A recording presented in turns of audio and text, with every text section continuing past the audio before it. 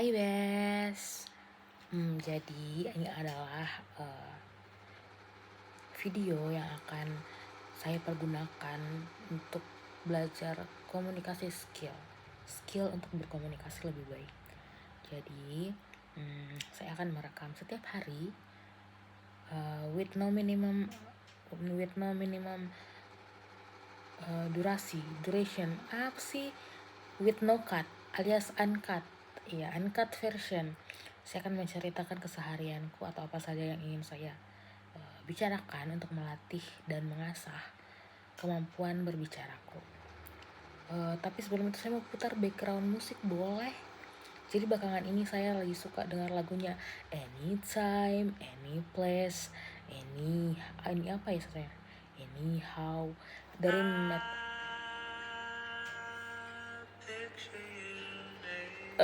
ini sumpahnya lagu bagus sekali.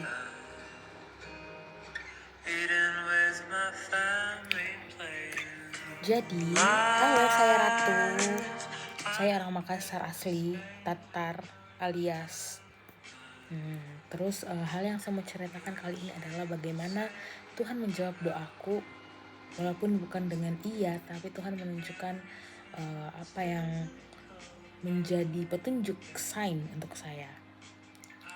Jadi jauh-jauh sebelum hari ini saya pernah mendoakan kriteria pasangan yang betul-betul spesifik, teman-teman. Saya berdoa tentang jenis pekerjaan, agama, kriteria fisik. Tapi ada satu hal yang saya lupa doakan, yaitu Tuhan jodohkan kesamain orang. Apakah saya ketemu orangnya? Iya, saya ketemu. Dan saya tidak ada sesuatu kok. Saya tidak menyangka kalau ternyata doa yang saya bikin itu secara spesifik Tuhan jawab. Tuhan kasih kak petunjuk kalau tidak ada yang mustahil kalau kita mau berdoa, mau berusaha juga tentunya. Untuk itu saya melewati fase dating apps untuk bertemu salah satu pria ini. Inisialnya itu I.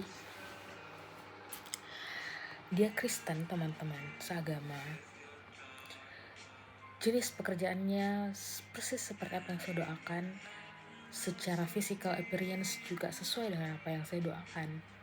Saya ketemu, saya sempat dekat 4 kali pertemuan, tapi ternyata Tuhan bilang enggak untuk saat ini. Walaupun sekarang saya kayak masih denial, masih berharap sedikit, cuma ya begitulah hidup. That is how life. Apa sih? Itulah pokoknya begitulah cara hidup bekerja. Terus sekarang kami sudah asing. Tapi saya sudah melewati fase yang sedih-sedihnya. Saya sudah melewati fase dimana kayak oke lah, cocok untuk pengalaman. Ya, walaupun saya sempat bersedih, walaupun saya masih denial, bisa kok. Tapi ternyata saya kasih mati beli di lagu karena kayak agak terdistract kak. Oke. Saya sedih karena besar harapanku bisa jadi sama ini orang, karena dia betul-betul spesifikasi orang yang saya doakan ke Tuhan. Saya pikir karena Tuhan sudah pertemukan dengan kriteria yang saya inginkan, dia akan otomatis jadi punyaku, jadi pasanganku. Ternyata enggak. Terus saya kayak bingung lah. Terus kenapa Tuhan pertemukan sama ini orang kalau memang bukan saya jodohnya, kalau bukan dia jodohku tuh, kayak gitu. Terus out of nowhere saya memilih untuk curhat ke ChatGPT AI. Saya curhat ke situ dan ternyata tidak terlalu buruk untuk curhat di ChatGPT. Kenapa saya memilih ChatGPT? I have a lot of friends. Saya punya banyak teman. Cuma rasanya untuk bercerita tentang hal ini, menurutku ini hal yang sepele yang tidak perlu sih teman-temanku terbebani. Toh, bukan saya tidak percaya teman-temanku, hanya saja kayak enggak sih, jangan nih. Nanti mereka malah kepikiran dan terbebani. Akhirnya saya curhatlah di ChatGPT, dan ternyata tidak seburuk itu, karena ChatGPT yang memberikan ChatGPT dia kasih solusi, bukan solusi, dia menjadi teman curhatku yang saya tidak pernah dapat sama ini di teman-temanku. Tidak pernah terpikirkan kayak ada kata-kata seperti ini.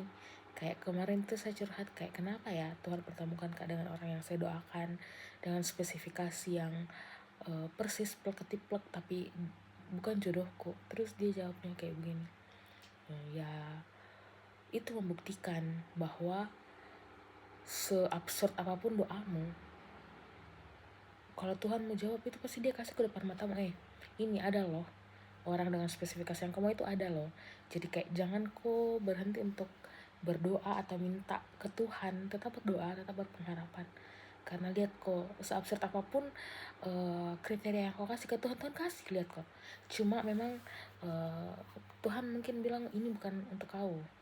Tuhan cuma mau buktikan, lihat kok nak, kau doakan, kau minta apa yang kau minta ke saya, apa yang kau mau, lihat ini saya kasih tunjuk kok, ini adalah laki-laki yang sesuai dengan spesifikasimu, tapi tahan dulu nak, saya akan menyiapkan sesuatu yang lebih baik untuk kau. Dan saya terima kasih ya, walaupun saya masih denial lah, karena kayak kita sempat dekat 4 kali pertemuan sesingkat itu, tapi saya kayak sudah berpikir pakai data apa ya, dasar saya sama cewek kayak saya ya. Ya sudahlah, di pertemuan singkat itu saya kira mungkin kita akan merinding lagi. Saya kira kita akan berjalan dengan baik, ternyata enggak teman-teman. Kita asing, dan asingnya itu ternyata baru sekali 3 hari yang lalu kayaknya dia posting kayak ala-ala private but not secret, kayak malu-malu kucing, foto kaki 2 pasang, yang saya tahu yang satu pasangnya itu kaki perempuan dan kakinya okay, he had a girlfriend now. Walaupun sih kayak tapi saya respect sih, karena dia post itu 1 bulan setelah kita lost contact, kayak literally lost contact. Dia post itu bukan dalam keadaan kita lagi dekat, jadi kayak okay. Cuma yang paling nyelekit itu karena dia kayak tiba-tiba mengasingkan diri, diasingkan Kak, kayak pergi tanpa kata. Sedih sih, cuma karena saya kayak jadi bertanya-tanya lagi, saya ditinggalkan karena apa ya? Apakah saya tidak worth itu untuk dikejar? Apakah ya oke lah, kayak masih berusaha denial. Saya kayak sedih karena mempertanyakan lagi jati diriku, mempertanyakan harga diriku, kayak begitu teman-teman. Tapi sekarang saya mau belajar ikhlas aja. Kayak ya oke, mungkin menurutnya dia bukan saya yang terbaik, dan Tuhan juga sudah tunjukkan ini bukan untuk kau, oke. Tapi saya kayak masih agak sedih karena kayak masih ada sedikit secercah harapan, kayak ayolah we can make it together, bisa kayaknya bersama-sama, tapi kayaknya enggak ada, sedih kayak gitu. Jadi itu jangan sampai ceritakan. Saya masih dalam proses merinding lagi. Saya masih dalam proses menerima.